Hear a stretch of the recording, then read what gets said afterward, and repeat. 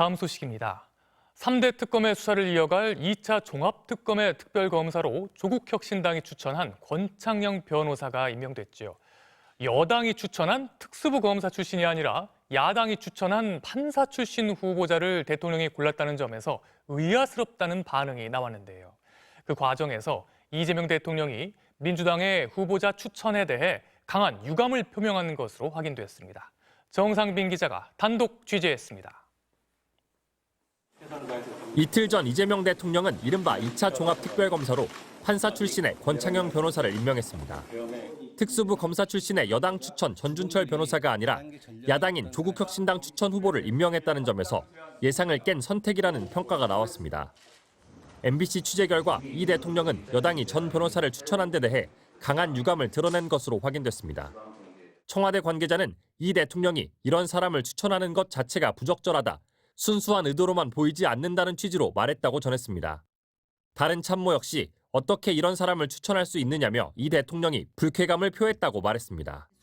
이 대통령이 문제를 삼은 건 전 변호사가 2023년 대북송금 수사 당시 김성태 전 쌍방울 회장의 1차 변호인단을 맡았기 때문인 것으로 보입니다. 김 전 회장은 태국에서 압송된 뒤 수원지검에서 구속 상태로 술과 연어회를 먹으며 이화영 전 경기도 평화부지사에게 이 대통령에게 불리하게 진술하라고 회유한 혐의로 수사를 받고 있습니다. 자신도 압송되기 전과 달리 검찰 조사 10여일 만에 북한에 보낸 300만 달러는 당시 이재명 경기지사의 방북을 위한 것이었다. 이 지사와 통화도 했다고 진술을 바꿨습니다. 북한에 50억 주기로 약속을 했는데 못 죽이니까 김성태 보고 대신 내달라고 했다는 거 아닙니까? 이 말이 된다고 생각하십니까?